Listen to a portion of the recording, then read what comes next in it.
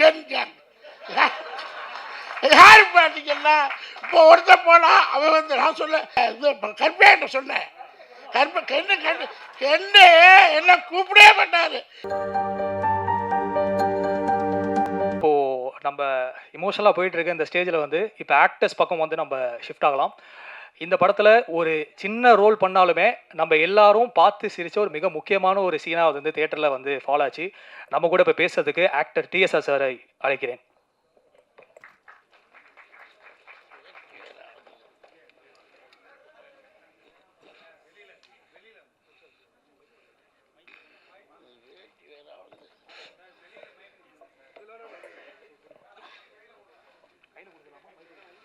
ஆமாப்பா, ஹைட்டு கம்மி.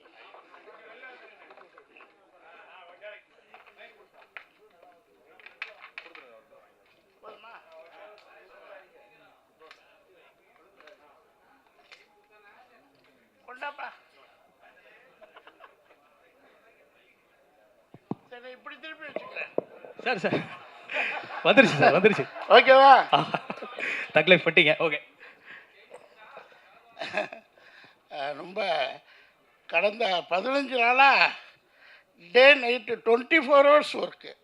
முன்னெல்லாம் சினிமாவில் வந்து எங்கேயாவது 10 நிமிஷம் டைரக்டர் கூப்பிடுவாரா, ஏதாவது ஒரு டைலாக் போடுவாரா, இவ்வளோ வாங்கியிருந்தும் ஒருத்தர் கூப்பிட மாட்டாங்களே அப்படின்னு ஏங்கின காலமெல்லாம் போய் இப்போ ஒரு 10 ப்ராஜெக்டு டே நைட் பண்ணிக்கிட்டு இருக்கேன் லீட் ரோலில்.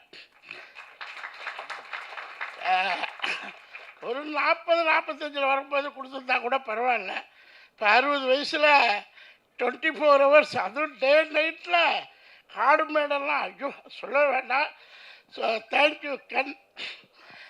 ரொம்ப அசுரந்தானே வியந்த படம். அந்த காட்டுக்குள்ளே அந்த முயல் பிடிக்கும்போது அப்பா அந்த அது நான் ரொம்ப மெய் மறந்தது அந்த சீன். அன்றைக்கி வந்து இவங்க ஃபாதர் எனக்கு ரசிகர், ஃப்ரெண்ட், ரொம்ப ரசிகர். கருணா சார் என்னுடைய தீவிர ரசிகர் ஃபார் டைலாக்ஸ், அப்புறம் ஆக்டிங், எவ்ரிதிங் ரொம்ப ரசிப்பார். அவர் ரொம்ப சீனியர் என்னை விட.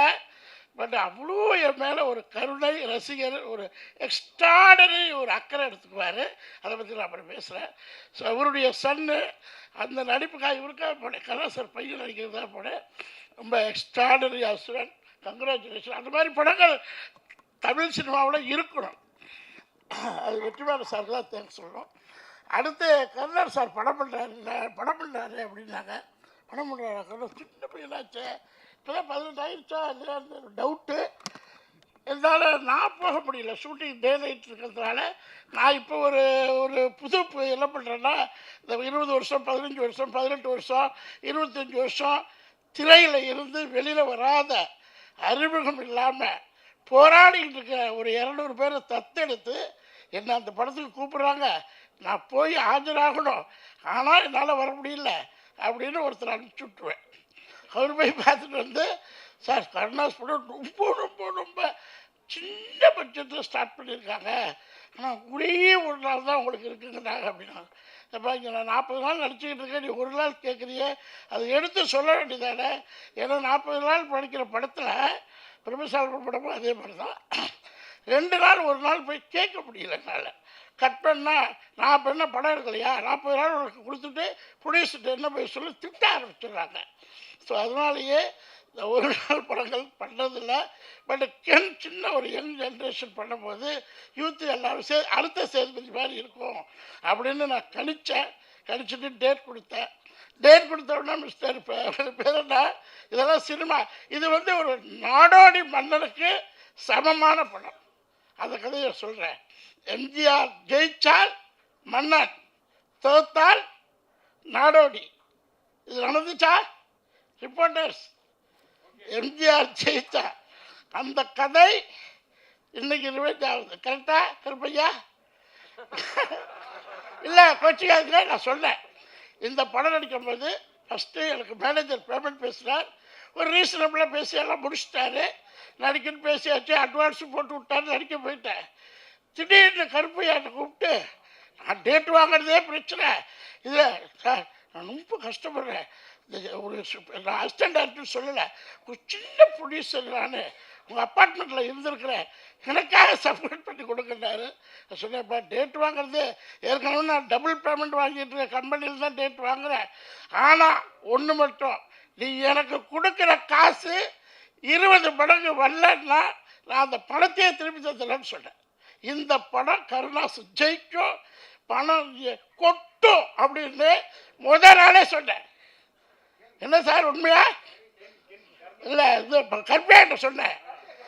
கென்னு என்ன கூப்பிடவே மாட்டார். நான் போய் கோடாரிட்டு ஒருத்தர் இருப்பார், உங்கள் இதில் கோடாரிட்டு, அவரை படாத பாடுபடுத்திட்டேன். ஏப்பா என்னை கூட்டு உட்கார வச்சுருக்கீங்க, அங்கே பஞ்சாயத்து ஷூட்டிங் போகல, எடுங்கப்பா பேச விடப்பா, அது யூத்து டீப்பு, அதில் லண்டன் பையன்ட்டு தான் போய் ஒப்பிட்டு உட்காந்துருப்பேன். அவன்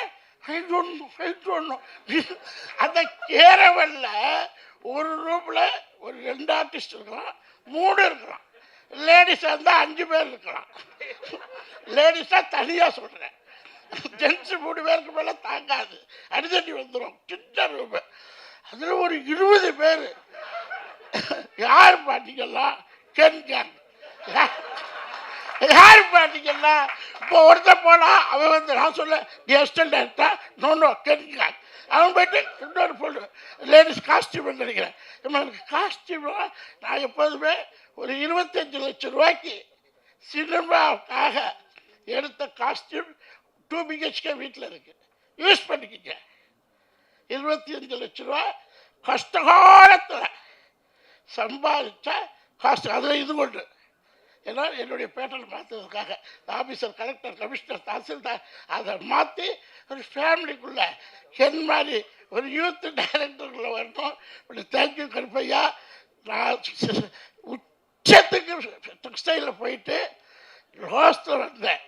இப்போ சினிமாவில் உச்சம்னா 300 rupees per month சேலரிக்கு பாம்பேயில் போடுவேன். 400 கோடி பிஸ்னஸ் பண்ணிட்டு தான் வந்தேன். சினிமாவில் பர் டே 200 rupees அரண்மனை உள்ளு க்ரௌட் ஆர்டிஸ்ட் இன்றைக்கி ஹாப்பி சர்வைவல் பண்ணலாம். லக்ஸுரி லைஃப் இன்னும் நல்ல சினிமாவில். பட் கென்மாரி யூத் அந்த டீம், எனக்கு என்னோட அசிஸ்டன்ட் டைரக்டர், கோ டைரக்டர், அந்த மாதிரி டீம்லாம் என்னை வளர்த்துட்டு போவாங்க. அதில் ஜெய்சன் ஒருத்தர் 200 ரூபாய்க்கு நடிக்க போகும்போது யூத்தாக இருந்தார். இப்போ 2 கோடி ரூபாய் படம் பண்ணார். அவரில் என்ன 18 மணி நேரம் கேரவல்லே குளிக்கிறது, கேரவலில் பாத்ரூம், கேரவலில் சின்ன ரூமு, பெரிய கஷ்டம். எல்லாம் 24 hours கேரவல்லே வச்சு என்னது புளிச்சிருத்துறாரு. ஸோ அடுத்த படத்தில் கென்னு எனக்கு ஒரு 10 days ஆகுது கொடுத்து ஒரு என்ஜாய். நான் போய் பெரிய பெரிய டைரக்டர் படத்தில் நடிக்க போகல, 100 கோடி படத்தில் நடிக்க போகல, 200 கோடி படத்தில் நடிக்க போகல. யங் யூத் பீப்புள்கிட்ட கருப்பையா மாதிரி ப்ரொடியூசர்கிட்ட நடிக்கணும்னு ஒரு ஆர்வம். அதுக்காக ஒரு 15 படம் இப்போ புக் பண்ணியிருக்கிறேன், சின்ன படங்கள். என்ன மாதிரி எல்லா ஆர்டிஸ்ட்டும் வந்து இந்த யூத் டைரக்டர்ஸு அவங்களுக்கு சப்போர்ட் பண்ணி ஒரு ஃபேமிலியாக நம்ம சக்ஸஸ் கொடுப்போம். சினிமாவுக்கு 100 கோடி படம் இல்லை, 200 கோடி படம் இல்லை, ஜஸ்ட் ஒரு 7-8 கோடி போட்டிருப்பீங்களா? 7-8 கோடியில் பான் இண்டியா சக்ஸஸ். 7-8 கோடி இல்லையா? இவ்வளோ ஆர்டிஸ்ட் இருக்காங்க. சாப்பாடே கிட்டத்தட்ட ஒரு 50 லட்சத்துக்கு மேலே போயிருக்கு. கேமரா பேனோட தகராறு என்னென்னா, கென்னோட சண்டை போட்டால் கட் பண்ணுறாரு, கோடைட்டு தகராறு. கேமரா வேணா இவர் ரவிவர்மாவிலேருந்து டாப் 10 கேமரா பண்ணி ஃபிலிம் இண்டஸ்ட்ரியில் எல்லாரோடையும் போய் உட்காந்து அடிச்சுட்டு வந்தாங்க. எல்லோரும் ரசிப்பாங்க. என்ன டைரக்டர் ரசிக்கிறத விட கேமராமேன் தான் என்னை ரசிப்பாங்க. அவர்கிட்டையும் போய் வம்பளுத்துட்டு வந்துட்டேன், என்ன ஏன் போடலன்னு. பரவாயில்ல. ஸோ அடுத்தடுத்த படத்தில் இது ரொம்ப ஹைலைட் ஆயிடுச்சு. எல்லா மக்களும் நீங்களும் சாட்சி.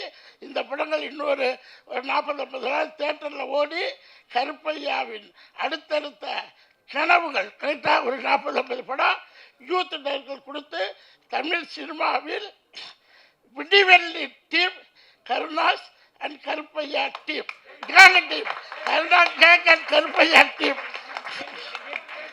சாரி உங்கள் ஃபாதர், சாரி. அது அந்த எக்ஸ்பீரியன்ஸ் பேசுது பார்த்தீங்களா, அந்த ஒரே ஒரு அஜித்தோட நடிப்பார் கருணா சார், அந்த அந்த ஒரு சீன் நடிப்பார், அஜித்தோட நடிப்பார். அதே ஞாபகம் வந்துருச்சு. ஸோ இந்த படத்தை மீடியா சார் எதிர்கால சினிமா கேங்லேருந்து ஆரம்பிக்குது, அதை நீங்கள் எழுதுங்க. ஏன்னா இது குளோபலைஸ்டு படமாக மாற்றுங்க. ஹாலிவுட் பாலிவுட் எல்லா விட்டுக்கும் போகட்டும். அதனால என்ன போனால் தான் நம்ம தமிழ் பெருமை தெரியும். என்ன ஓகே, தேங்க்யூ.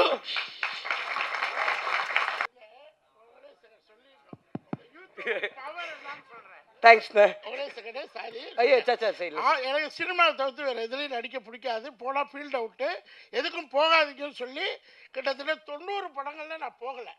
சேனலாக வேண்டாம், வெப் சீரிஸாக வேண்டாம்,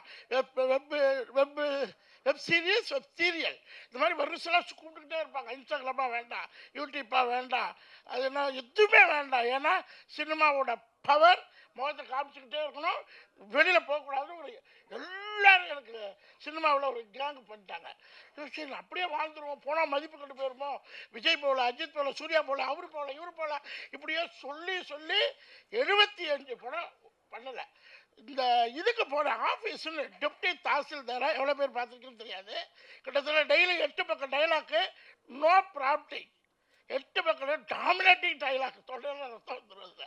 பேசும்போது ப்ராம்ப்டிங் கிடையாது, ஒன்றும் கிடையாது. அப்படியே கொடுப்பாங்க, ஏற்றுவேன், கட்டால் அடிச்சுட்டு போயிட்டே இருப்பேன். இந்த பெண்கள், அந்த யூத், இந்த கேங் மாதிரி அங்கே ஒரு கேங் இருக்குது. இந்த 3 பொண்ணுங்களும் சேர்ந்து உங்களுக்கு யூடியூப்பில் ஃபாலோவர்ஸ் இருக்காங்களா, இன்ஸ்டாவில் இருக்காங்களா, அப்புறம் என்ன ஃபேஸ்புக்கில் இருக்காங்களான்னு போட்டு டார்ச்சர். இந்த பொண்ணுங்க racking sir, ragging sir, ragging. டைரக்டருக்கு என்ன டைரக்டர் சொல்ல சார், எந்திரன் வந்து அந்த பொண்ணுங்கள்ட்ட சண்டை போடாங்க சார். நான் சண்டை போடல சார், அதுங்க 3 இந்து முத்துன்னு 3 பேர் இருக்குது. இன்னொன்று இருக்குமே, அந்த பழப்பால் இருக்கும் மேக்கப் போட்டு 3 சேர்ந்துக்கிட்டு என்ன சாப்பிடவே விட்றதுங்க. சாப்பிடவே விடலையா? மத்தியான சாப்பாடு சாப்பிடக்கூடாதுங்க. உங்களுக்கு எவ்வளோ இருக்குது கிண்டல் பண்ணுங்க. பார்த்தேன் ஒன்றா பண்ணலாம், நமக்கு ஆட ஓட முடியாது, டான்ஸ் ஆட முடியாது, எல்லாமே கஷ்டம். சரி வாங்கம்மா வாங்க, நான் சாப்பிட்டு யூடியூப்பை ஸ்டார்ட் பண்ணுறேன்னு பண்ணினேன். 6-7 மாதம் ஆச்சு. இன்றைக்கி 3 lakhs ஃபாலோயர்ஸ், 15 கோடி மக்கள். ஜஸ்ட்டு ஸ்பேர் டைமில் தான் பண்ணிக்கிட்டு இருக்கேன். இன்னும் நான் ஆரம்பிக்கவே இல்லை. இதுக்கு வந்து எனக்கு இன்ஃப்ளூயன்சர் ஆனது 3 லேடிஸ் லைக் கென்னன் கேங். இந்த 3 பொண்ணுங்களுக்கு ரொம்ப தேங்க்ஸ்.